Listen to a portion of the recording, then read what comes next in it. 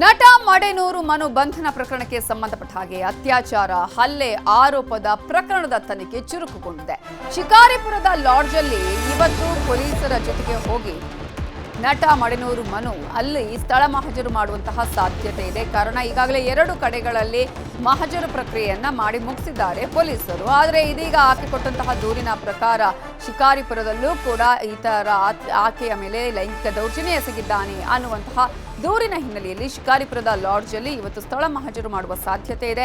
ಅತ್ಯಾಚಾರ ಹಲ್ಲೆ ಅಂತ ಹೇಳಿ ಆರೋಪಿಸಿದ್ಲು ಸಂತ್ರಸ್ತೆ.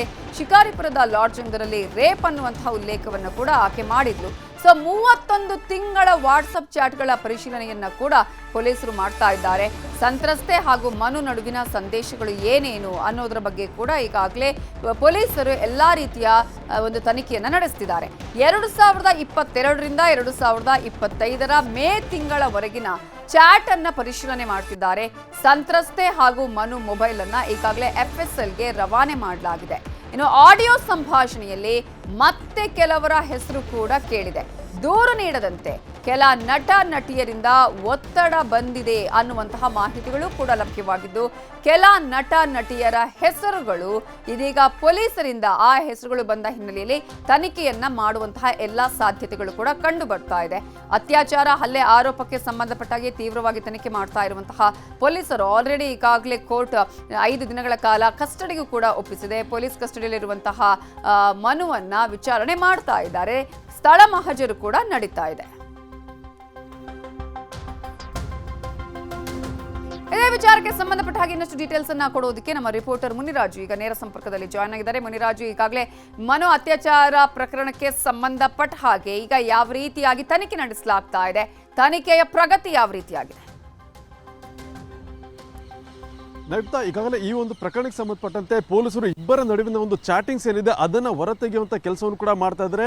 ಕಳೆದ 31 ತಿಂಗಳಲ್ಲಿ ಅವರ ಒಂದು ವಾಟ್ಸಪ್ ಚಾಟಿಂಗ್ಸ್ ಏನಿದೆ ಆ ಒಂದು ಡೇಟಾವನ್ನು ಹೊರಗಡೆ ತೆಗೆಯೋದಕ್ಕೆ ಈಗ ಪೊಲೀಸರು ಕೂಡ ಮುಂದಾಗಿರೋದು. ಯಾಕಂದರೆ 2022ರಿಂದ 2025ರವರೆಗೆ ಅವರು ನಡೆಸಿರುವಂಥ ಒಂದು ಸಂಭಾಷಣೆಗಳು ಮತ್ತು ಸಂದೇಶ ಏನಿದೆ ಅದನ್ನು ಹೊರಗಡೆ ತೆಗೆದ್ರೆ ಅದರಲ್ಲಿ ಕಂಪ್ಲೀಟ್ ಆಗಿ ಎಲ್ಲ ಮಾಹಿತಿ ಕೂಡ ಪೊಲೀಸರಿಗೆ ಸಿಗುತ್ತೆ. ಅದರಿಂದ ತನಿಖೆ ಮಾಡೋದಕ್ಕೆ ಕೂಡ ಸುಲಭ ಆಗುತ್ತೆ ಅಂತೇಳಿ ಈಗ ಇಬ್ಬರ ಒಂದು ಮೊಬೈಲ್ ಫೋನ್ಸನ್ನು ಈಗ ವಶಕ್ಕೆ ಪಡೆದು ಅದನ್ನು FSLಗೆ ಕಳಿಸುವಂಥ ಕೆಲಸವನ್ನು ಕೂಡ ಮಾಡಿದ್ದಾರೆ. ಯಾಕಂದ್ರೆ ಆ ಇಬ್ಬರು ಮೊಬೈಲ್ ಫೋನ್ಸ್ ಅಲ್ಲಿ ವಾಟ್ಸ್ಆಪ್ ನಲ್ಲಿ ಚಾಟಿಂಗ್ಸ್ ಇರ್ಬೋದು, ಮೆಸೇಜ್ ಇರ್ಬೋದು, ಮತ್ತೆ ಕಾಲ್ ಡೀಟೇಲ್ಸ್ ಇರ್ಬೋದು, ಎಲ್ಲವೂ ಕೂಡ ಹೊರಗಡೆ ಬಂದಾಗ ತನಿಖೆಗೆ ಯಾರು ಈ ಒಂದು ಆರೋಪ ಏನಿದೆ ಆ ಒಂದು ಆರೋಪಕ್ಕೆ ಸಂಬಂಧಪಟ್ಟಂತ ಪೂರಕ ದಾಖಲೆಗಳು ಸಿಗುತ್ತೆ, ಮತ್ತೆ ಡೀಟೇಲ್ಸ್ ಕೂಡ ಎಲ್ಲವೂ ಕೂಡ ಲಭ್ಯ ಆಗುತ್ತೆ. ಅದರಿಂದ ಇಬ್ಬರಿಗೆ ಸೇರಿದಂತ ಒಂದು 4 ಮೊಬೈಲ್ ಫೋನ್ ಅನ್ನು FSLಗೆ ರವಾನೆ ಮಾಡಿ ಅಲ್ಲಿ ರಿಟ್ರೀವ್ ಮಾಡೋದಕ್ಕೆ ಕೂಡ ಈಗ ಪೊಲೀಸರು ಮುಂದಾಗ್ತಾ ಇರೋದು. ಮತ್ತೆ ಇದೇ ಸಂದರ್ಭದಲ್ಲಿ ಕೆಲವು ಆಡಿಯೋ ಮತ್ತೆ ವಿಡಿಯೋ ಸಂಭಾಷಣೆಗಳೇನಿದೆ ಅದರಲ್ಲಿ ಕೆಲವು ನಟ ನಟಿಯರ ಒಂದು ಹೆಸರುಗಳು ಕೂಡ ಕೇಳಿ ಬಂದಿರೋದ್ರಿಂದ ಅವರನ್ನು ಕೂಡ ವಿಚಾರಣೆ ಮಾಡೋದಕ್ಕೆ ಈಗ ಪೊಲೀಸರು ಮುಂದಾಗ್ತಾ ಇದ್ದಾರೆ. ಯಾಕಂದ್ರೆ ಆಕೆ ಮೊದಲಿಗೆ ದೂರು ಕೊಡೋದಕ್ಕೆ ಮುಂದಾದ ಸಂದರ್ಭದಲ್ಲಿ ಕೆಲವರು ತಡೆದಿದ್ರು ಅನ್ನೋ ಆರೋಪ ಕೂಡ ಕೇಳಿ ಬರ್ತಾ ಇದೆ. ಅದರಿಂದ ಯಾಕೆ ತಡೆದ್ರು ಮತ್ತೆ ಯಾವ ಉದ್ದೇಶಕ್ಕೋಸ್ಕರ ತಡೆಯೋದಕ್ಕೆ ಮುಂದಾಗಿದ್ರು ಅನ್ನೋದ್ರ ಬಗ್ಗೆ ಪೊಲೀಸರು ಕೂಡ ತನಿಖೆಯನ್ನು ಮಾಡ್ತಾ ಇರೋದು. ಯಾಕಂದ್ರೆ ಇಂಥ ಒಂದು ಗಂಭೀರ ಆರೋಪಗಳು ಬಂದಾಗ ಯಾರು ಕೂಡ ಅದನ್ನ ತಡೆಯುವಂತ ಕೆಲಸ ಕೂಡ ಮಾಡಿದ್ರೆ ಅದು ಕೂಡ ತಪ್ಪಾಗುತ್ತೆ. ಆದ್ರಿಂದ ಪೊಲೀಸ್ ಠಾಣೆಗೆ ದೂರು ಕೊಡೋದು ಬಂದಾಗ ಸಂತ್ರಸ್ತನ ಯಾವ ಉದ್ದೇಶಕ್ಕೋಸ್ಕರ ತಡೆಯಲಾಗಿತ್ತು ಅದು ನಿಜನಾ ಸುಳ್ಳ ಅನ್ನೋದ್ರ ಬಗ್ಗೆ ತನಿಖೆಯನ್ನು ಮಾಡಬೇಕಾಗುತ್ತೆ. ಆ ಸಲುವಾಗಿ ಅಲ್ಲಿ ಕೇಳಿ ಬಂದಿರುವಂತಹ ನಟ ನಟಿಯರ ಹೆಸರೇನಿದೆ ಅವ್ರಿಗೆ ನೋಟಿಸ್ ಅನ್ನು ಸರ್ವ್ ಮಾಡಿ ಅವರನ್ನು ಕೂಡ ವಿಚಾರಣೆ ಮಾಡೋದಕ್ಕೆ ಈಗ ಪೊಲೀಸರು ಮುಂದಾಗ್ತಾ ಇದ್ದಾರೆ. ಮತ್ತೆ ಈಗಾಗಲೇ ಈ ಒಂದು ಪ್ರಕರಣಕ್ಕೆ ಸಂಬಂಧಪಟ್ಟಂತೆ ಆರೋಪಿ ನಟ ಮನು ಏನಿದ್ರೆ ಆತನಿಂದ ನಿನ್ನೆ ಒಂದು ಕಾಮಕ್ಯದ ಒಂದು ಮನೆಗೆ ಕರೆದೊಯ್ದು ಅಲ್ಲಿ ಕೂಡ ಒಂದು ಮಹಜರನ್ನು ಮಾಡಿದ್ರು. ಇನ್ನು ಸಂತ್ರಸ್ತೆಯನ್ನು ಕೂಡ ಮಹಜರು ಮಾಡುವಂತ ಕೆಲಸ ಈಗ ಪೊಲೀಸರು ಮಾಡೋದಕ್ಕೆ ಶುರು ಮಾಡ್ತಾ ಇದ್ದಾರೆ. ಆದ್ರೆ ಅದಕ್ಕೂ ಮುನ್ನ ಕೆಲವು ಟೆಕ್ನಿಕಲ್ ಸಾಕ್ಷಿಗಳನ್ನ ಸಂಗ್ರಹ ಮಾಡೋ ಸಲುವಾಗಿ ಮೊಬೈಲ್ ಫೋನ್ಸ್ ಮತ್ತೆ CDRಗಳನ್ನ ಪರಿಶೀಲನೆ ಮಾಡೋ ಕೆಲಸ ಈಗ ನಡೀತಾ ಇದೆ. Navita, okay, thank you Muniraju ಡೀಟೇಲ್ಸ್ಗೆ.